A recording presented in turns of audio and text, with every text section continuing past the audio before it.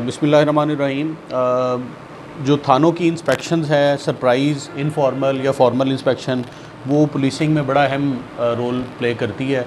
और in terms of service delivery, public service delivery, क्योंकि थाना ही असल यूनिट है जिसमें पब्लिक ने आना है और अपने मसाइल का हल करने हैं, और पुलिस का फ़र्स्ट रिस्पॉन्डर जो है वो भी थाना ही है।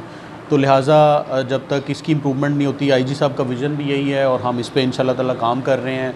और तमाम सुपरवाइजरी ऑफिसर्स इंक्लूडिंग एसडीपीओज़ और एसपीज़ और इंक्लूडिंग डीपीओज़, तम सबको यही इंस्ट्रक्शंस हैं कि मैक्सिमम पुलिस स्टेशंस के विज़िट किए जाएं और पब्लिक को रिलीफ दिया जाए जो सर्विस डिलीवरी है।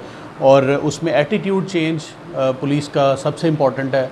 मैं समझता हूँ कि जब तक पुलिस का आवाम के साथ जो रवैया है वो बेहतर नहीं होता, तो जितनी भी हम कोशिश कर लें और कॉस्मेटिक्स कर लें तो बेहतरी नहीं आ सकती। तो सबसे अहम जो तब्दीली का स्टेप है वो एटीट्यूड चेंज है। उसके बाद हम क्वालिटी ऑफ इन्वेस्टिगेशन को हम इम्प्रूव करने की कोशिश कर रहे हैं, क्योंकि एक विशियस साइकिल है क्राइम का। जो रिपीट ऑफेंडर्स हैं हम उनको पकड़ते हैं, उनके ख़िलाफ़ एविडेंस कलेक्ट करते हैं, हम उनको भेजते हैं, लेकिन अनफॉर्चुनेटली क्वालिटी ऑफ इन्वेस्टिगेशन भी एक ऐसा सोर पॉइंट है जिसकी वजह से क्विट हो जाते हैं कोर्ट में मुल्ज़मान और बाहर आके दोबारा क्राइम करते हैं। तो ये एक साइकिल चलता रहता है और पुलिस जो है वो फिर दोबारा उनको पकड़ती है और फिर जेल जाते हैं और फिर तो हम उस साइकिल को तोड़ने की कोशिश कर रहे हैं अल्हम्दुलिल्लाह। इसमें हमने बड़े ड्रास्टिक स्टेप्स लिए हैं और आईओज़ की इन्वेस्टिगेशन किट्स डिस्ट्रीब्यूट की गई हैं। आईओज़ की ट्रेनिंग का एक एलैबोरेट प्रोग्राम है जो हम इम्प्लीमेंट कर रहे हैं। चेक लिस्ट तमाम ऑफेंसेस की इस तरह की बनाई गई है जिसमें आईओज़ सिंप्लीफाइड, अगर कोई बंदा वर्नैकुलर कोई इतना पढ़ा लिखा नहीं भी है तो वो भी समझ सके कि कौन कौन से सिंपल स्टेप्स हैं जो उसने इन्वेस्टिगेशन के दौरान में पूरे करने हैं, जिससे मुल्ज़मान जो है उनकी कन्विक्शंस हो सकें। तो ये एक हमारा मरहला है। इसके अलावा जो कई ऐसी पुलिस की सर्विसेज हैं जो नॉन पुलिसिंग एरियाज़ समझे जाते हैं, लाइक हम कहते हैं कि हार्डकोर क्राइम से उसका कोई ताल्लुक़ नहीं है। जैसे फॉर एग्ज़ाम्पल खिदमत मराकज़ हैं, ड्राइविंग लाइसेंसेस हैं, या हम पेट्रोलिंग कर रहे हैं, या हम पिकेटिंग कर रहे हैं। तो उन तमाम एरियाज़ को इम्प्रूव करना इसलिए ज़्यादा ज़रूरी है कि पब्लिक का ज़्यादा इंटरेक्शन, वॉल्यूम का इंटरेक्शन जो है वो उन्हीं एरियाज़ में होता है। और क्राइम में तो कंप्लेनेंट हैं या अक्यूज़ड हैं या पार्टीज़ हैं जो हमारे क्लाइंट्स हैं पुलिस के। तो लिहाजा पब्लिक एट लार्ज जो पुलिस की जो सर्विस डिलीवरी है उसको इम्प्रूव करने के लिए हमें होलसम इम्प्रूवमेंट पुलिस के अंदर लेके आना बहुत ज़्यादा ज़रूरी है, जिसके लिए तमाम जो है वो आईजी साहब और सीएम साहब का और तमाम अफसरान का और नीचे तमाम जो मातहत अफसरान हैं तमाम की, ये पुलिस अफसरों की अब हम ये हमारी कंबाइंड कोशिश है कि इसमें बेहतरी लाई जा सके। बहुत बहुत शुक्रिया। देखें, इसमें मल्टीपल फोरम्स हैं। ये एक वाहिद फोरम नहीं है जिस पे पब्लिक कंप्लेंट्स कर सकती है, ऑल्दो उसके ऊपर डेली कंप्लेंट्स कोई 35-40 के करीब आ रही हैं मेरे पास, तो और वो उनको मैं फिर एड्रेस करता हूँ। कुछ जेन्युइन होती हैं, कुछ फेक होती हैं।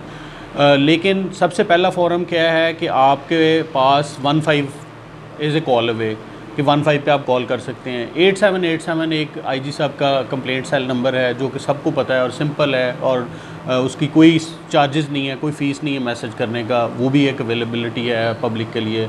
फिर थाना आपका अवेलेबल है, फिर आपकी पेट्रोलिंग होती है वो अवेलेबल है।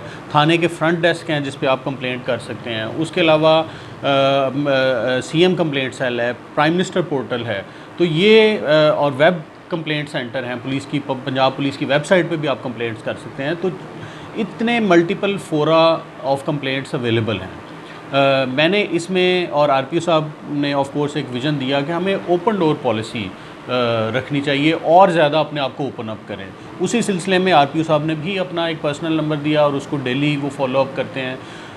मैंने भी यहाँ पे कसूर में अपना मोबाइल नंबर दिया, क्योंकि लोग समझते हैं कि शायद मोबाइल पे हमारी इंस्टेंट अवेलेबिलिटी को एक सेक्शन ऐसा भी है, तो हमने वो भी दिया। तो ये एक एडिशन है जो प्रीवियसली एग्जिस्टिंग हमारे फोरम्स ऑफ कंप्लेंट्स हैं उनके साथ हम ये इजाफ़ी कर रहे हैं, तो उसका बड़ा अच्छा असर है उसका भी अल्हम्दुलिल्लाह। वाकई एक वीक एरिया था पुलिस का जिसमें 182 की कार्रवाई जो कानून में दी गई है कि एक पर्चा जब खारिज होता है या मैजिस्ट्रेट उससे कैंसलेशन से एग्री कर लेते हैं तो उसके बाद 182 की कंप्लेनेंट के ख़िलाफ़ कार्रवाई होना ज़रूरी है। फेक कंप्लेनेंट्स के। जब आईजी साहब इनाम गनी साहब आए तो उन्होंने अपनी फ़र्स्ट जो इंट्रोडक्टरी टॉक थी टू द मीडिया उसमें भी इस बात पे फोकस किया और उसके बाद उसको प्रैक्टिकली फ़ॉलो भी किया, जिसमें विजिबल इम्प्रूवमेंट आई है 182 की कार्रवाई और उसकी सज़ा में भी इजाफ़ा हुआ है। तो लिहाजा जब तक हम उसको रिलीजियसली फ़ॉलो नहीं करते मुकम्मल तौर पे कि तमाम फेक कंप्लेनेंट्स जो हैं उनके ख़िलाफ़ 182 की कार्रवाई हो, ताकि पता चले ये रुझान जो पब्लिक में है कि जी किसी के ख़िलाफ़ कोई गलत FIR दर्ज करवा के उसके बाद ऑफ कोर्स प्रोसेस तो पूरा करना है, पुलिस ने इन्वेस्टिगेशन भी करनी है, एविडेंस भी देखने हैं, एनालाइज भी करना है, उसके बाद ही खारिज होगा। तो इस दौरान में काफ़ी लोगों के साथ ज़्यादती होती है कि जी आप को फेस करना पड़ा सारा चीज़ें और तो उसकी हौसला शिकनी के लिए और जो इल्ज़ाम है जो सच्चे साबित होते हैं उनको कंसोल करने के लिए ये इम्पॉर्टेंट है कि 182 की कार्रवाई करें। हम उस पर इंशाल्लाह ताला फोकस कर रहे हैं।